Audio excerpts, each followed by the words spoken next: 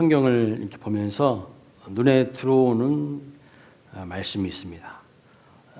전에는 그냥 무심코 좀 지나갔는데 요즘에는 유독 저한테 크게 다가오고 주목하게 되는 말씀이 있어요. 그게 뭐냐면 복이라는 말씀입니다. 복이라는 단어. 이 말씀이 아주 크게 다가오는 것을 저는 느끼고 있습니다. 왜 이 말씀, 복에 대한 말씀이 눈에 크게 다가올까요? 우리 손광일교회 성도님들이 복 받으시기를 바라기 때문인 것 같아요. 여러분들이 복 받기를 바라는 마음 속에서 말씀을 읽는데 전에는 그냥 이 말씀이 그냥 저한테는 안 다가오지 않았는데 유독 이렇게 크게 다가오는 것을 느끼고 있습니다. 아마 요즘에 제 설교를 잘 들으신 분들은 느끼실 거예요. 그냥 대충 듣고 한 귀로 듣고 한 귀로 흘리신 분들은 몰라. 근데 잘 들으시는 분들은 요즘에 제가 무슨 설교를 하고 있는지 그 흐름을 딱 알고 계실 거예요. 제가 계속해서 복에 대한 설교를 하고 있어요. 금요일기도 때도 계속 복에 대한 말씀을 전하고 있습니다. 여러분 제가 예전에도요 야고보서 말씀을 여러 번 묵상했습니다. 근데 이번에 설교를 준비하면서도 묵상을 하는데 이전에 보지 못했던 또 복이라는 단어가 더 많이 다가오는 것을 느낄 수가 있어요. 자, 오늘 본문 12절 말씀도 보시면 복이 있는 사람이라는 말로 먼저 시작합니다. 복이 있는 사람. 시험을 참는 자는 복이 있다. 이렇게 하죠. 그런데 영어 성경을 보거나 원문을 보면요. 시험을 참는 자보다 복 받는 사람 먼저 시작하고 있어요. 복 받는 사람은 시험을 참는 자다. 이렇게 시작하고 있어요. 우리나라 말로 번역하면서 시험을 참는 자가 복이 있다. 이렇게 하지만 영어나 원문을 보면은 복 받는 자가 누구냐? 시험을 참는 자다. 이렇게 시작하고 있다는 것입니다. 자, 그래서 야고보서는 복이 있는 사람이 어떤 사람인지를 두 가지로 이야기를 하고 있는데요. 하나는 말씀을 행하는 자가 복 있는 사람이다 라고 말합니다. 여러분이 말씀을 실천하고 행함으로 복 받으시기를 주님의 이름으로 축원합니다. 복을 받아야 살아요. 여러분의 힘으로 살 수 있는 게 아니야. 교만 떨지 말고요. 폼 잡지 마세요. 복 받아야 돼. 하나님 앞에서 복 받아야 돼요. 그래야 여러분들이 행복한 삶을 살아갈 수가 있어요. 야고보서 1장 25절 말씀 보면 이렇게 말합니다. 자유롭게 하는 자는 온전한 율법을 들여다보고 있는 자는 듣고 잊어버리는 자가 아니요 실천하는 자니 이 사람은 그 행하는 일에 뭘 받으리라? 복을 받으리라. 이렇게 말씀하고 있어요. 야고보서는 어떻게 하면 복을 받을 수 있는가? 하나님의 말씀을 건성으로 듣는 사람이 아니라 잊어버리지 않는 사람, 듣고 행하는 사람, 이 사람이 결국에는 복 받고요 승리하는 인생을 살아갈 수 있다고 말씀하고 있습니다. 또 하나는 시험, 오늘 본문 말씀처럼 시험을 참는 자가 복 받는다고 말씀합니다. 12절 말씀 보면 시험을 참는 자가 복이 있나니 복이 있다고 말씀합니다. 참고 인내하는 사람이 복을 받아요. 열매가 있는 삶을 살아갑니다. 또 야고보서 가장 마지막 장, 야고보서는 5장까지 있죠. 5장 11절 말씀을 보면 한 번 더 복에 대해서 말씀하는데 이렇게 말합니다. 같이 한번 읽어볼까요? 시작. 보라, 인내하는 자를 우리가 복되다 하나니 너희가 욥의 인내를 들었고 주께서 주신 결말을 보았거니와 주는 가장 자비하시고 긍휼히 여기시는 이시니라. 네, 그렇습니다. 여기에서도 참고 인내하는 자가 결국은 복 받는다라는 거예요. 그 대표적인 케이스가 누구라고요? 욥이라는 거예요. 욥이 많은 고난과 어려움들이 있었지만 인내함으로 결국에는 복 받는 주인공 되지 않았습니까? 갑절의 복을 받는 것을 볼 수가 있습니다. 자, 야고보서는요 복에 대해서 총 몇 번 말씀하고 있죠? 3번 말씀하고 있어요. 정신 똑바로 차리세요. 주무실 시간 아니야. 3번입니다. 그 중에 2번이 시험을 참는 자가 복이 있다고 말씀하고 있어요. 인내한 자가 복이 있다고 말씀하고 있습니다. 그런데 여러분 여러분의 생각과 성경의 말씀이 혹시 좀 충돌하고 있지는 않습니까? 내 생각과 성경의 말씀이 충돌하고 있지 않습니까? 여러분이 생각하기에 복 있는 사람은 시험 없는 사람 아닙니까? 시험이 없는 사람. 세상 사람들은요, 시련이 있고 시험이 있는 것을 복이라고 생각하지 않습니다. 근데 여러분들도 혹시 그렇게 생각하지 않습니까? 복 있는 것은 시험이 없는 것이지, 시련이 없는 것이지, 그렇게 생각하지 않으시냐는 거예요. 시련이 없이 모든 일이 잘 되는 것을 보통 세상 사람들은 복이라고 말합니다. 그러나 성경은 그렇게 말씀하고 있지 않다는 거예요. 충돌하죠. 내 생각과 세상 사람들의 생각과 하나님의 말씀이 충돌해요. 복 있는 사람은요, 시험이 없는 사람이 아니라 시험을 참고 견디는 사람이라고 말씀하고 있어요. 그러니까 주일날 예배도요, 제대로 못 드리는 사람, 예배 시간에도 막 견디지 못하는 사람, 집중하지 못하는 사람, 무슨 복이 있겠어요? 이미 야고보는요, 시험을 참고 인내하는 자가 어떤 유익을 얻게 되는지 이야기합니다. 어떤 유익입니까? 야고보서 1장 2절 4절 말씀 보시면 이미 말했어요. 시험을 주시는 이유와 목적이 나오는데 너희로 온전하고 구비하여 조금도 부족함이 없게 하려 함이라, 이렇게 말씀하고 있어요. 우리를요, 쉽게 말하면 이전보다 더 멋진 사람으로 만드신다는 거예요. 더 우리를 하나님께서요, 아름다운 사람으로 만드신다는 거예요. 시험을 통해서 인내하게 하시고 참고 인내하는 그 과정을 통해서 하나님이 우리를 빚어가시고 그 과정 가운데 하나님의 선한 뜻이 있다는 것을 분명히 말씀하는 거예요. 그런데 오늘 본문에서 또 한 번 강조해서 말씀하십니다. 12절 말씀 보세요. 시험을 참고 견디는 자에게 주시는 유익이 뭡니까? 복이 무엇입니까? 약속하신 생명의 면류관을 주신다고 말씀하고 있어요. 아무에게나 약속하신 생명의 면류관을 주시는 게 아닙니다. 여러분, 금메달은요, 누가 땁니까? 금메달 누가 따는 거예요? 경기에서 이긴 자만 따는 거예요. 얻는 거예요. 금메달은요, 아무나 받을 수 있는 게 아니에요. 여러 명이 받는 게 아니에요. 경기에서 승리한 자가 받아요. 약속하신 생명의 면류관이라는 것은 한마디로 말하면요, 하나님이 상을 약속하셨다는 거예요.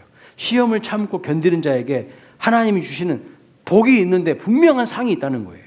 자, 시험을 참고 견디고 인내하는 자에게 분명한 복이 있습니다.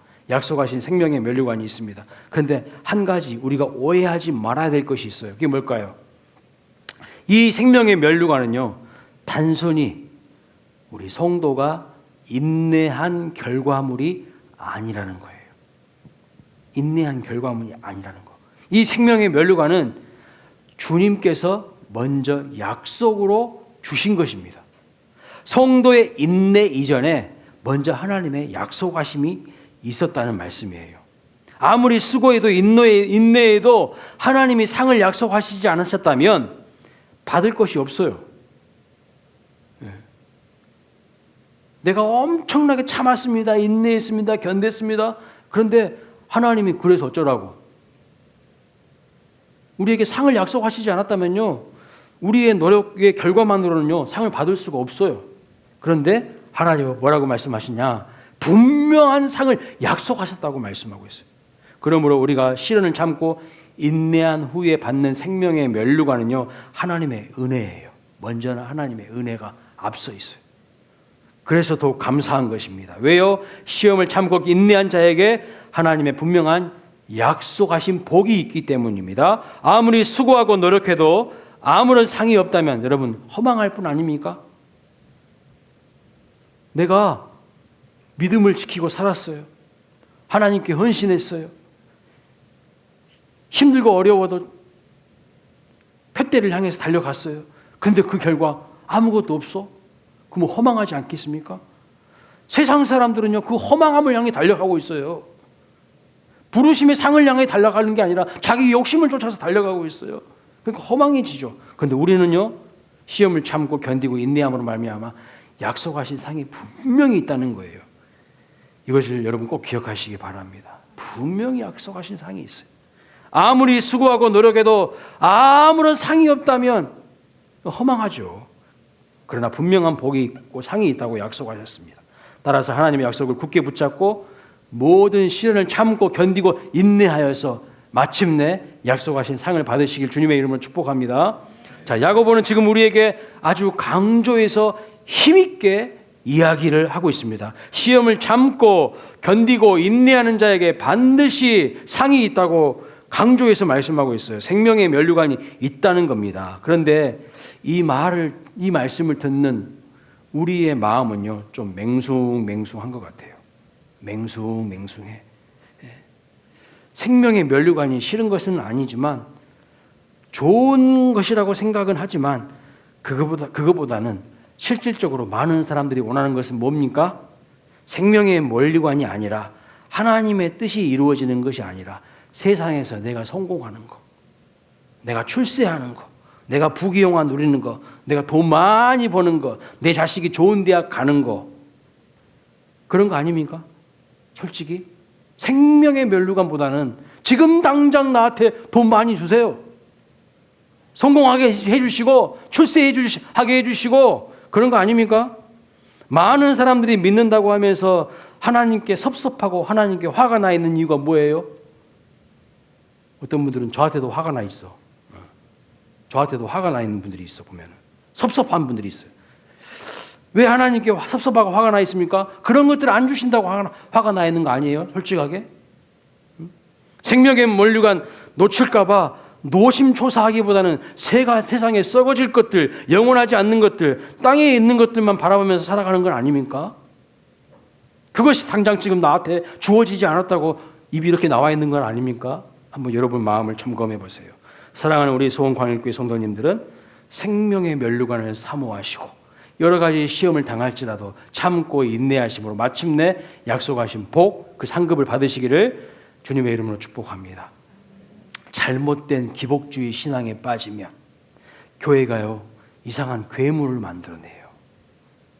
거룩한 성도를 만들어내는 것이 아니라 잘못된 기복주의 신앙에 빠지면 이상한 괴물을 만들어내요. 하나님의 말씀으로 훈련되지 않고 하나님 주시는 시험과 시련에도 견디지 못하면서 그저 이 세상에서 출세하고 성공하고 높은 자리에 올라가는 것을 복으로 생각하기 때문에 수단 방법 가리지 않고 출세해서 남을 짓밟고 비리를 저지르는 탐욕 덩어리가 되어 있는 지도자들 중에서 기독교인들이 수두룩이에요. 기독교인들이 수두룩하다고. 괴물을 키웠어, 괴물을.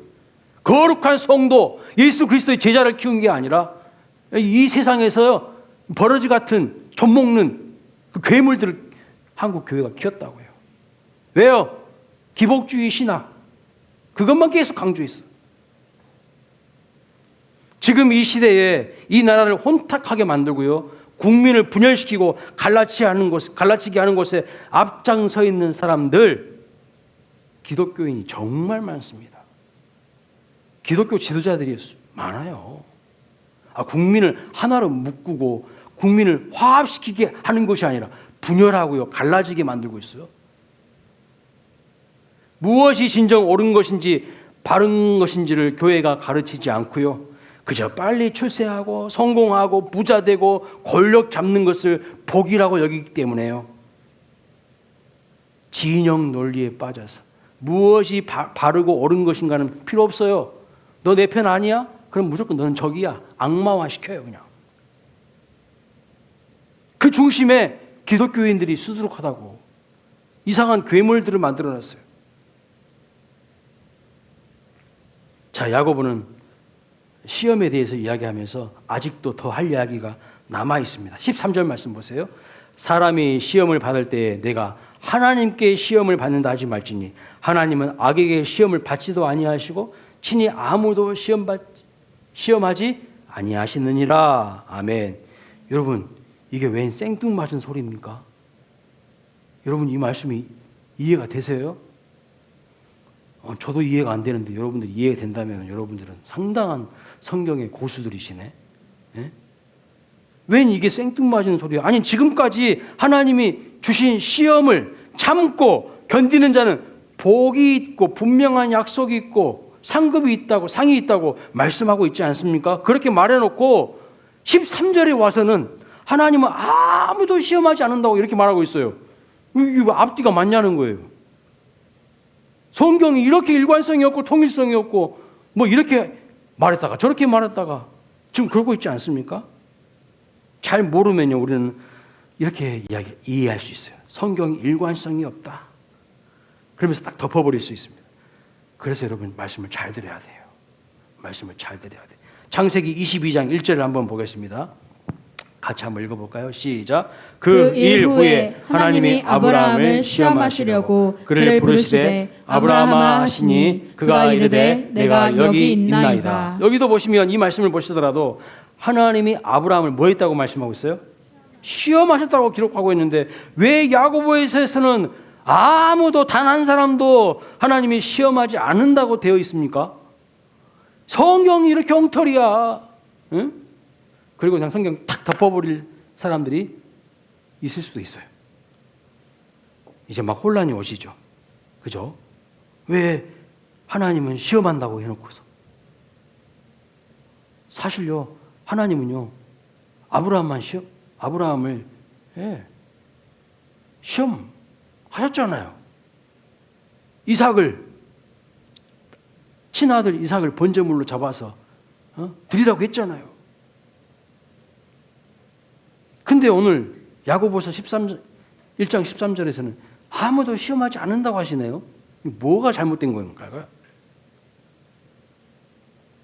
자, 이것은요, 하나님의 말씀을 한글로 번역하면서 생기는 문제입니다.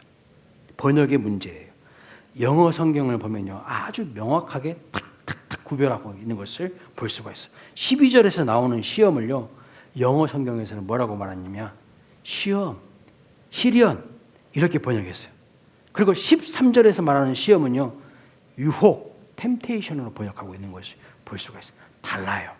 그냥 우리나라 말로 번역하면서 다 싸잡아서 시험 이렇게 했지만 사실 영어 성경을 보면요, 아주 구체적으로 그것이 무엇인지를 정확하게 번역하고 있는 것을 볼 수 있습니다. 자, 그러니까 13절 말씀을 원어에 가깝게 직역을 해보면 이런 뜻입니다. 유혹을 받을 때에 단 한 사람도 내가 하나님으로부터 유혹을 받는다고 말하지 말라. 왜냐하면 하나님은 악한 것들에게 유혹을 받지 않으시고 하나님은 아무도 유혹하시지 않기 때문이다. 이렇게 원어를 직역할 수가 있습니다. 정리해보면 무슨 말씀입니까? 하나님은요, 우리를 테스트하십니다. 우리를 시험하셔요. 하나님은 우리에게 시련도 주십니다. 그러나 하나님은 우리를 유혹하시지 않습니다. 이해가 되십니까? 아까 우리가 창세기 22장 1절에 하나님이 아브라함을 시험하셨다고 할 때에도 영어 성경에는요, 템테이션이 아니라 테스트로 딱 번역하고 있어요. 테스트. 유혹이 아니에요. 마귀는 우리에게 유혹을 하지만 하나님은 우리를 테스트하십니다. 왜 테스트하십니까? 왜 시험하실까요? 시험을 참고 견디는 자에게 결국은 뭘 주시려고? 상을 주시고 복을 주시기 위해서입니다. 선한 뜻 가운데서 테스트 하시고 때론 시련을 통과하게 하신다는 겁니다. 자, 퀴즈 내보겠습니다. 지난주에 설교 잘 듣고 기억하고 있는지. 지난 주일에 시련이 뭐라고 했습니까? 시련이 뭐죠, 여러분? 헬라어로 뭐라고 했죠? 언어로 도끼미온이라고 했어요. 도끼미온. 그래서 뭘 의미한다고 했어요? 내 안에 있는 불순물을 깨끗하게 정련시키는 것, 불순물을 제거하고 정련시키는 것, 그것이 시련입니다. 정금처럼 새롭게 하는 것이 시련입니다. 그러나 마귀의 유혹은요, 그 목적이 뭡니까? 우리를 흔들어대고 넘어지게 하는 것이 유혹의 목적이에요. 물론 그리고 하나님의 뜻을 따르지 않게 만드는 것, 그것이 유혹의 목적입니다. 물론 우리는 이것이요, 하나님의 시험인지 또는 마귀의 유혹인지 잘 구별이 안 돼요. 그것이 그것 같아요. 여러분 잘 구별할 수 있습니까? 잘 구별할 수 있으세요? 이게 하나님의 시험인지 마귀의 유혹인지 잘 구별할 수 있으세요? 참 어렵다는 것입니다. 예를 들어 보겠습니다. 사업을 하시는 분이 있어요. 이분이요, 사업이 너무 잘 되시는 거야. 사업이 너무 본창에 있습니다. 그러니까 사업이 너무 잘 되니까요, 주일 예배도 안 나와. 주일도 막 빠져. 기도하는 자리에도 자꾸 빠집니다. 그 전에는요, 하나님 앞에 하나님 사업 잘 되게 해주세요. 하나님 사업 잘 되게 해주세요. 막 금요 기도에도 나오고 새벽 기도에도 나오고 그러더니 사업 진짜 잘 되니까요, 금요 기도에 안 나와. 주일 예배도 안 나와. 그럽니다. 기도한 자리 자꾸 빠집니다. 하나님과 거리가 멀어집니다. 그러면 이 사람에게 사업의 성공은 하나님이 주시는 시험일까요? 마귀의 유혹일까요? 뭘까요? 구별이 되세요? 또 한 가지 예를 들어보면요, 저는 여러분이 진짜 진정한 예배자 되기를 원합니다. 목마른 사슴이 시냇물을 찾기에 갈급하듯이 진정한 예배자 되기를 원합니다. 그래서 찬양할 때도 좀 전심으로 입을 열고 찬양했으면 좋겠어요. 기도할 때도 두 마음이 아닌 한 마음으로 일심으로 하나님 앞에 좀 기도했으면 좋겠어요. 하나님 말씀을 들을 때에도 좀 집중했으면 좋겠어요.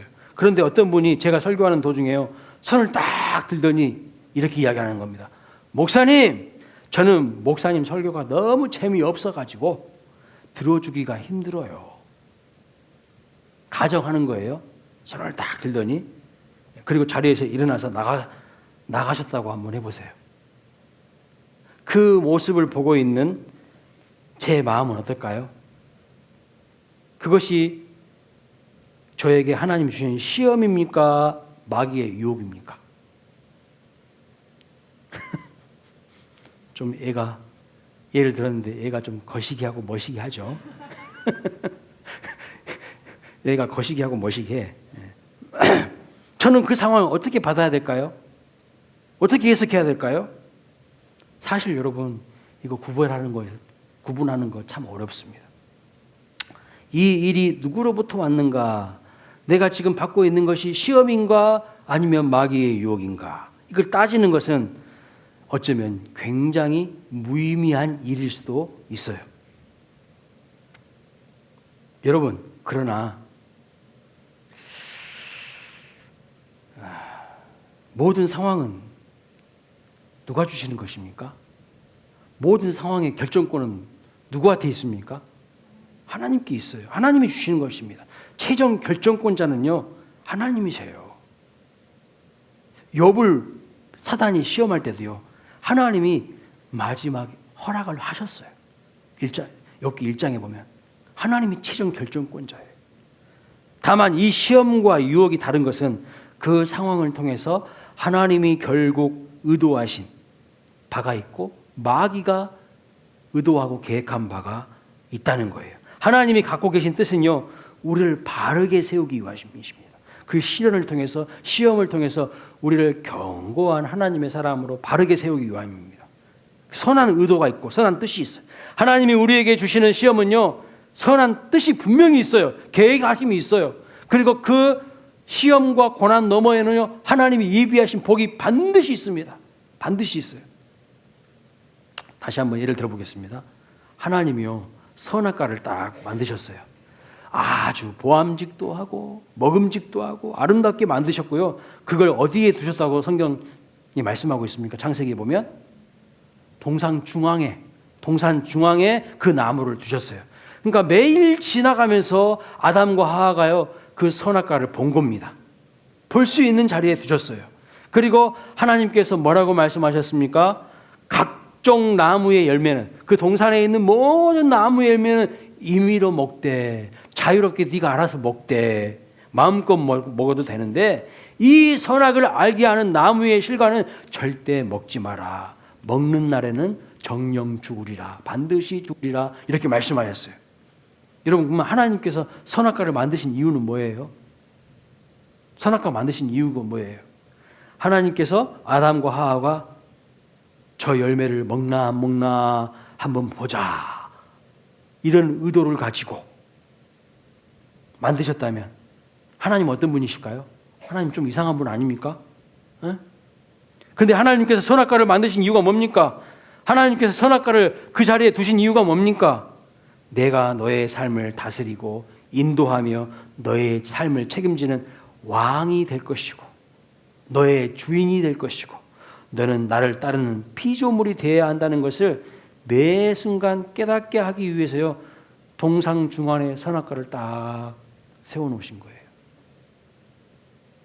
너희들이 나를 따르며 나와 함께할 때는 너는 영원한 기쁨을 누리면서 복을 누리게 될 것이다. 이게 바로 에덴 동산의 약속입니다. 한번 생각해 보세요, 여러분. 다른 건 다 먹어도 되는데 선악과만 먹지 말라고 하신 이유가 뭡니까? 내가 원하는 대로 다 먹고 살 수 있다면 그거는요, 내가 하나님이죠. 그렇죠? 내 마음대로 모든 것이 다 돼. 그러면 그거는요, 자기가 하나님이에요. 그래서 선악과를 통해서 하나님이 하나님 되시고 나는 피조물됨을 깨닫고 느끼도록 만드신 거예요. 전도서 3장 12절의 말씀 보면 이렇게 말합니다. 하나님이 하시는 일의 시종을 사람으로 측량할 수 없게 하셨도다. 이렇게 말씀하고 있어요. 여러분, 인생의 시종을 사람이 알지 못하게 하셨어요. 왜요? 내가 내 삶의 앞길을 다 알고 다 볼 수 있다면 내가 하나님이죠. 그렇지 않겠습니까? 내가 하나님이죠. 그게 안 보이니까 내가 자꾸 하나님께 맡기고 하나님을 의지하고 내가 하나님 바라보고 그렇게 맡기고 의지하고 바라보면 하나님이 내 삶을 책임져 주시고 붙들어 주시고 인도해 주십니다. 여러분, 선악과는 뭐예요? 하나님이 영원히 나와 함께 하시겠다는 약속의 증표입니다. 나는 너의 하나님이 되고 내가 너의 삶을 항상 지키겠다는 언약의 증표가 바로 선악과인 거예요. 그런데 여러분, 아담과 하와가 에덴 동산을 지나갈 때마다 항상 가운데에 있는 그 나무를 바라보면서 무슨 생각을 할까요? 맞아, 그렇지. 하나님이 우리의 하나님이시지. 우리는 하나님을 떠나면 결코 살 수 없지. 우리는 하나님의 보호하심이 필요하지. 날마다 그것을 보면서 기억하는 거예요. 언제까지요? 언제까지 그것을 보면서 하나님의 하나님 되심을 인정하고 내가 하나님의 은혜 안에 있다는 것을 느낄 수 있는 것입니까? 언제까지요? 아담이요, 하나님과 같아지려는 마음을 품기 이전까지입니다. 다시 말하면 욕심을 품기 이전까지예요. 마귀의 생각을 받아들이기 전까지예요. 어떤 분들은 그러더라고요. 아니, 하나님은 전지전능하시니까 아담과 하와가 아예 그런 생각 자체를 하지 못하도록 만드셨으면 될 텐데 왜 그런 생각까지 하게끔 만드셨을까요? 하나님이 전지전능하신 분이시니까요. 하나님 우리를 로봇으로 만드신 게 아니에요. 창세기 3장 4절 5절 말씀 보세요. 뱀이 여자에게 이르되 너희가 결코 죽지 아니하리라. 너희가 그것을 먹는 날에는 너희 눈이 밝아져 하나님과 같이 되어 선악을 알 줄 하나님이 아심이니라. 그러니까 마귀의 유혹을 받아들여서 욕심을 품게 된 순간에는 선악과는 우리에게 시험이 아니라 유혹이 되어버리는 거예요.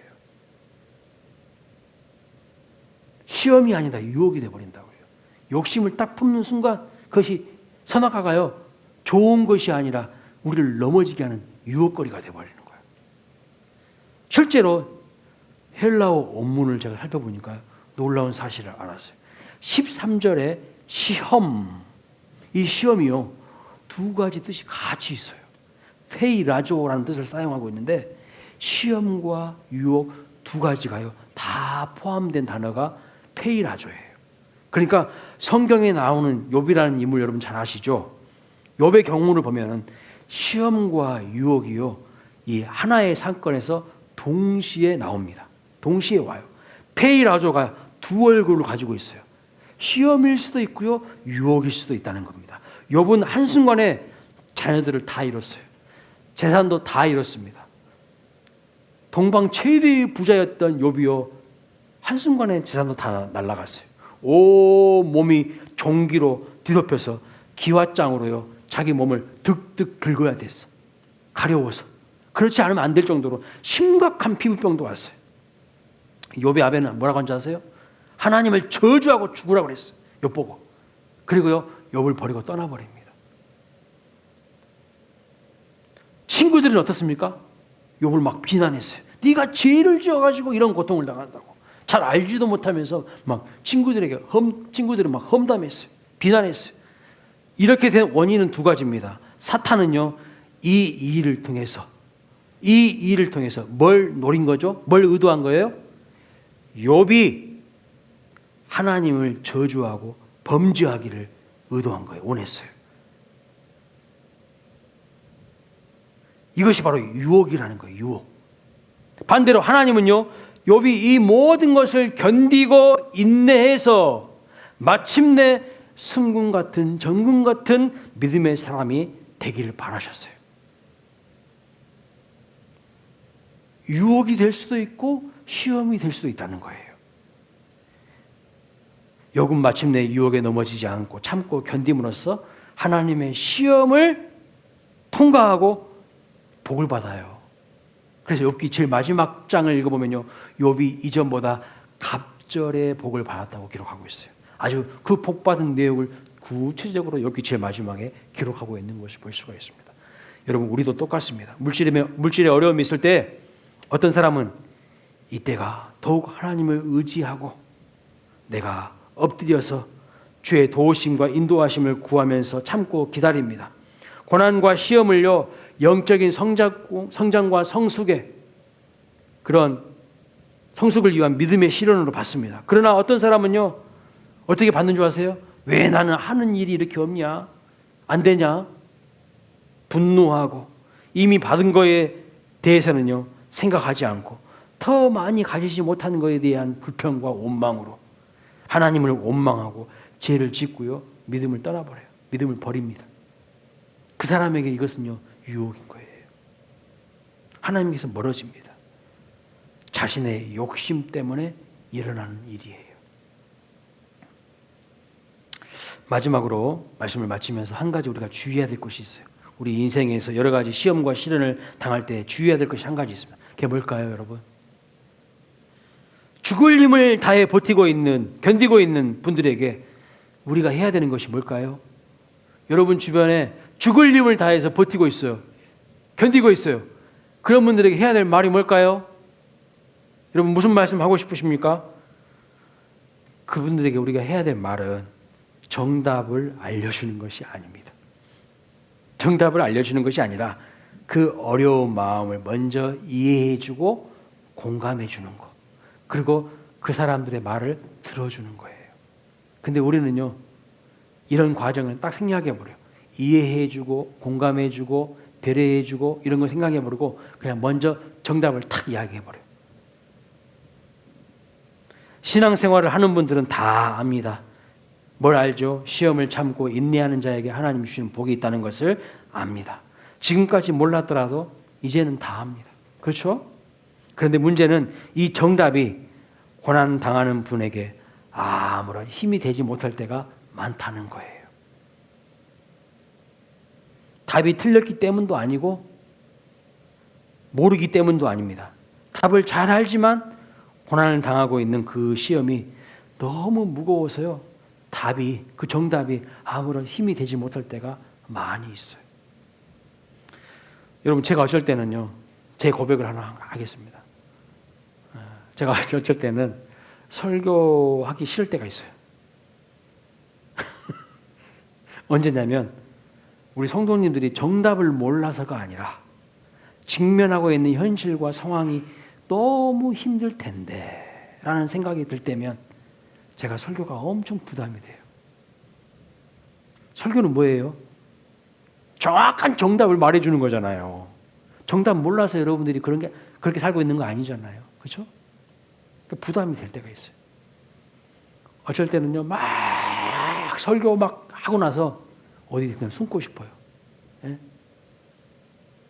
이게 솔직한 제 마음입니다. 여러분의 힘들고 어려운 상황도 모르고 정답만 외치는 설교를 한 것은 아닌가? 이런 생각이 들면 제가 마음이 정말 힘들고 괴롭더라고요. 괴로워요.